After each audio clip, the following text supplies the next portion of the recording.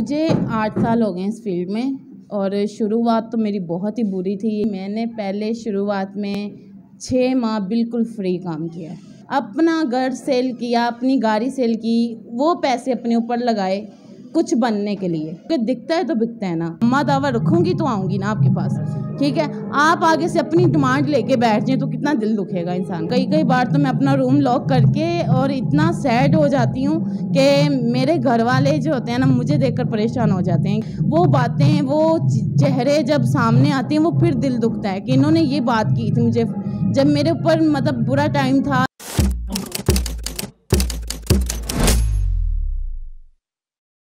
अस्सलाम वालेकुम नाजरीन, मैं हूं कुर्बान प्रिंस और आप देख रहे हैं हमारा फेसबुक और यूट्यूब चैनल। नाजरीन, आज हमारे साथ पाकिस्तान थिएटर इंडस्ट्री का एक खूबसूरत नाम रोशनी खान मौजूद हैं। उनसे गुफ्तगू करेंगे और जानेंगे कि उनका थिएटर इंडस्ट्री का ये सफ़र कैसा रहा, कैसे उनकी शोबिज़ इंडस्ट्री में एंट्री हुई और अब तक जिस मुकाम को जहन में रख के वो मैदान में इसमें आई थी उसमें कामयाबी कहाँ तक हासिल हुई। अस्सलाम वालेकुम। वालेकुम अस्सलाम। कैसी हैं आप? जी मैं बिल्कुल ठीक ठाक, आप कैसे हैं? अल्हम्दुलिल्लाह। रोशनी बताइएगा कैसे शोबिज़ इंडस्ट्री में एंट्री हुई, शौक़ था, मजबूरी थी, क्यों आई इस फील्ड में? मेरे साथ दोनों चीज़ें थी, शौक़ भी था, मजबूरी भी थी और मैंने इसको सिर्फ़ और सिर्फ अपनी शौक़ की हद तक इस्तेमाल किया है, इससे ज़्यादा आगे नहीं बढ़ी। यानी कि मेरे कहने का मतलब ये है कि अपनी तारीफ़ें अपने मुँह से अच्छी नहीं लगती, कोई करे तो अच्छी बात होती है। इतना मैं जानती हूँ कि मैंने सिर्फ इसको अपनी जॉब समझा हुआ है, जॉब की लिहाज से ही कर रही हूँ और मुझे इतना मज़ा आ रहा है काम करके। ख़ास तौर पे डायरेक्टर अजमल साहब हैं, उनके ड्रामे तो बहुत ही अच्छे लगते हैं मुझे। और जितने भी नाज थिएटर में हम लोग ड्रामा कर रहे हैं, ये मैं बताना ही भूल गई, और जितने भी नाज थिएटर में इस टाइम ड्रामे कर रही हूँ वो सारे डॉक्टर अजमल ने करवाए हैं और उनके ड्रामे मुझे बहुत ही पसंद हैं। यानी कि वो एक्टर को एक्टर ही बनाते हैं।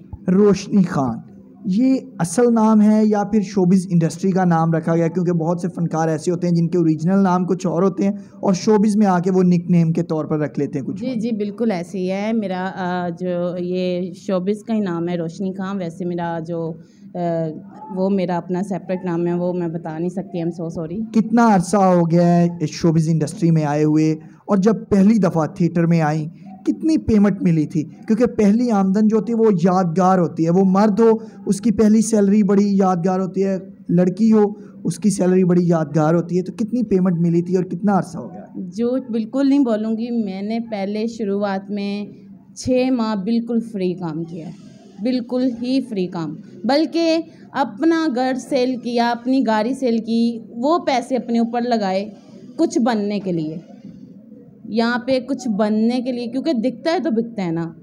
हम अच्छा नहीं पहनेंगे या अच्छा दिखाएंगे नहीं तो वो कैसे हमें लाइक करेंगे लोग। तो मेरा शौक़ था, मेरी मजबूरी भी थी।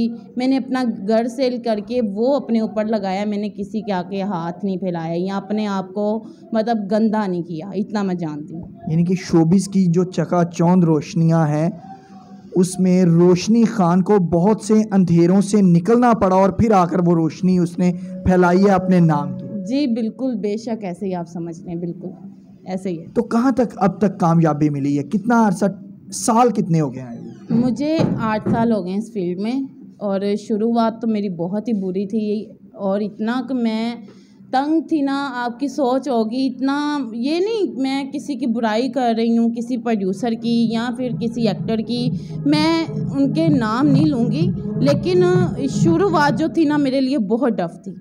ये मैं ही जानती हूँ या मेरा अल्लाह जानता है कि मैं क्या थी और किस तरह इस हद तक पहुँची हूँ। आज भी जब उस आगाज़ को देखती हैं तो दिल दुखता है बहुत ज़्यादा। कई बार तो मैं अपना रूम लॉक करके और इतना सैड हो जाती हूँ कि मेरे घर वाले जो होते हैं ना, मुझे देखकर परेशान हो जाते हैं कि इसे क्या हो गया। क्योंकि वो बातें, वो चेहरे जब सामने आते हैं वो फिर दिल दुखता है कि इन्होंने ये बात की थी मुझे जब मेरे ऊपर मतलब बुरा टाइम था या मुझे सपोर्ट नहीं थी किसी की।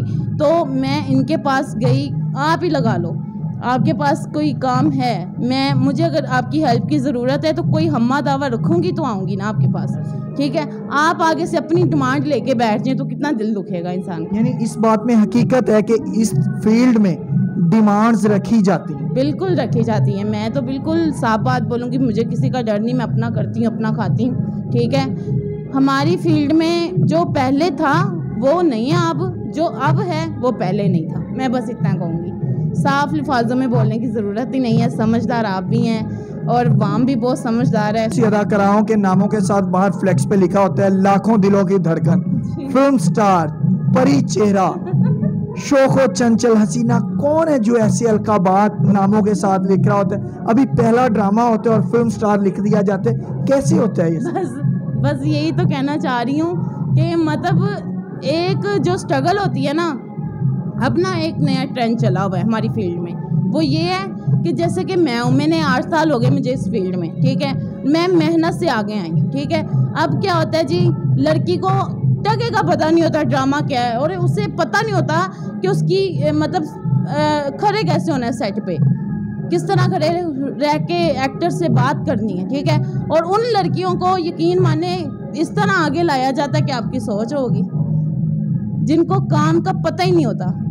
तो वो क्या प्रोड्यूसर को जो आप पहले कह रही थी कि डिमांड्स रखी जाती हैं वो पूरी करती हैं? डिमांड्स के एक सीनियर आर्टिस्ट जो है उसको डिग्रेड किया जाता है और जूनियर को उठा दिया जाता है? मैं आपसे इतना ही कहूँगी कि मैं इस मामले पे बात नहीं करना चाहती। असल में ये मेरी फील्ड का मामला है, ठीक है। सबकी अपनी अपनी सोच है, मैं क्या हूँ ये मैं जानती हूँ, मेरा अल्लाह जानता है। मुझे अपना सिर्फ अपने से गर्ज होनी चाहिए, ना कि दूसरों से।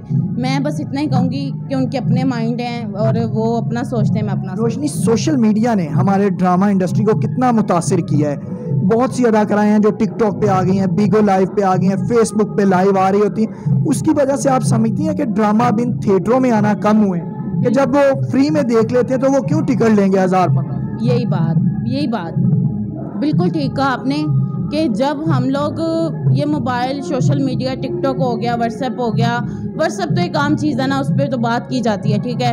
ये इंस्टाग्राम हो गया, ये सब चीज़ें जब से आई हैं ना, यकीन माने कि थिएटर की पब्लिक जो पहले थी मतलब वो अब नहीं है। लोगों को बुलाना पड़ता है, लोग आते नहीं हैं। पहले ये था कि लोग हमारा वेट कर रहे होते थे, अब हम लोगों का वेट कर रहे होते हैं कि लोग कब आएँ और कब हम लोग ड्रामा करें। सीटें लगवाने का कहा जाता है कि इतनी सीटें लगवाएंगे तो ये ड्रामा होगा, ऐसे होगा, वैसे होगा, ये क्या ट्रेंड है? ये मैं आपको बता रही हूँ कि ये सेपरेट है और सेपरेट ही रहना चाहिए। मैं नहीं चाहती मेरी ये बातों से किसी प्रोड्यूसर का दिल दुखे या किसी का दिल दुखे, मैं नहीं चाहती हूँ। आखिर में क्या पैगाम देना चाहेंगे हमारे देखने वालों को, अपने चाहने वालों को?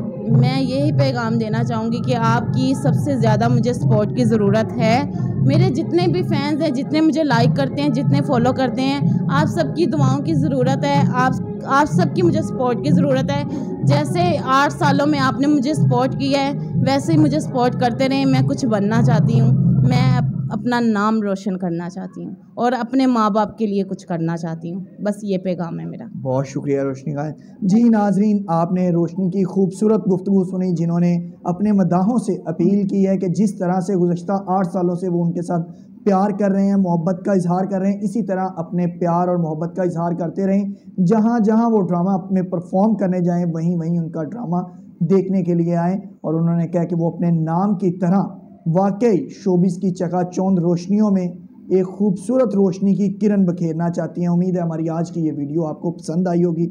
इसी के साथ मुझे कुर्बान प्रिंस को रोशनी खान के साथ दीजिए इजाज़त। अल्लाह ने के बाद।